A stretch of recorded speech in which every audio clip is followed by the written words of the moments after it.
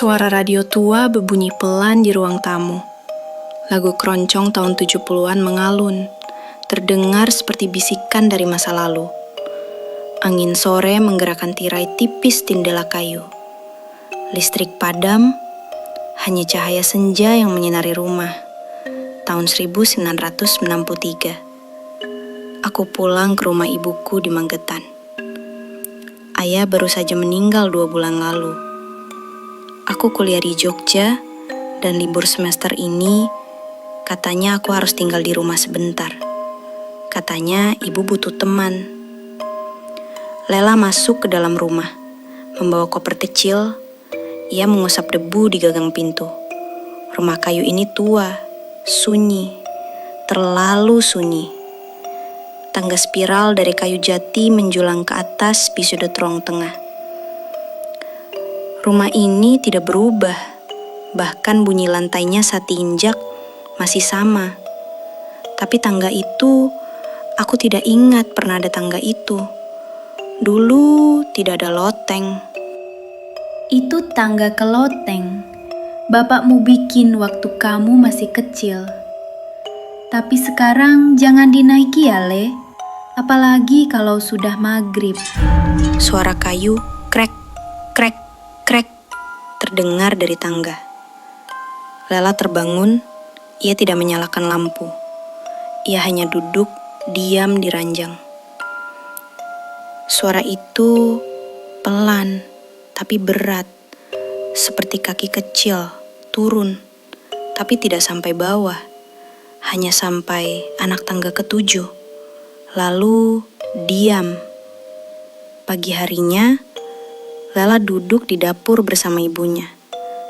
Minum teh, ibu menyiris bawang sambil menghadap jendela. Bu, tadi malam aku dengar suara dari tangga. Iya, aku juga dengar.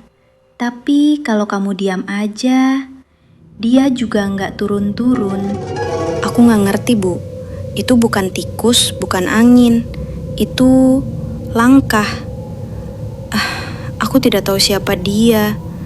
Tapi aku yakin suara itu bukan tikus, bukan angin.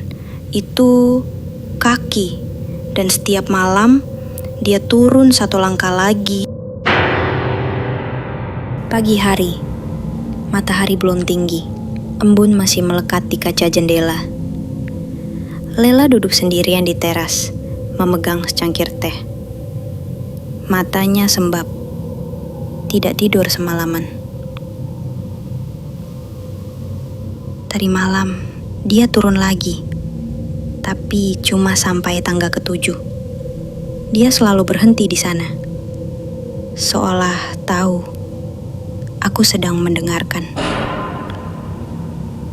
Ibu keluar dari dalam, membawa kain jemuran. Kamu belum mandi? Belum, Bu. Tadi malam aku nggak bisa tidur. Tangga itu memang begitu. Kadang lebih baik dibiarin daripada diingat. Lela menoleh pelan. Maksudnya, Bu? Gak usah dipikirin, kamu bantuin jemur aja, ya? Siang hari, rumah sepi. Ibu pergi ke pasar. Lela berdiri di depan tangga spiral. Ia hitung anak tangga 1 persatu, sampai ke-7. Kenapa selalu berhenti di sini, anak tangga ke-7? Ia duduk pelan di situ, merasakan kayu tua di bawah tubuhnya. Hening. Lalu, hawa dingin tiba-tiba menyapu punggungnya. Suara dari loteng. Suara tawa anak kecil. Pelan, menyeramkan. Halo? Siapa di atas? Tawa itu berhenti, hening kembali. Lela berdiri tergesa dan turun dari tangga. Ia melihat ke atas. Tidak ada apa-apa. Tapi seolah ada bayangan kecil menarik diri ke balik gelap. Malam hari. Hujan rintik. Lela tidur di kamarnya, lampu padam lagi. Hanya senter kecil di atas bantal. Suara tangga mulai terdengar lagi. Krek, krek, krek. Dia turun lagi. Tapi malam ini langkahnya lebih berat, lebih dekat. Langkah itu tidak berhenti di anak tangga ketujuh. 1, 2, 3, 4, 5, 6, 7, 8, 9, 10. Dia hampir di bawah. Lela menahan napas. Tapi tidak ada suara ketukan terakhir. Hanya keheningan. Lalu, suara bisikan dari balik pintunya. Mbak, aku udah turun. Gantian kamu yang naik ya. Lela membeku. Ia tidak menjawab. Tapi tangis kecil mulai terdengar dari balik pintu. Tangis yang tidak manusiawi. Pelan. Putus-putus.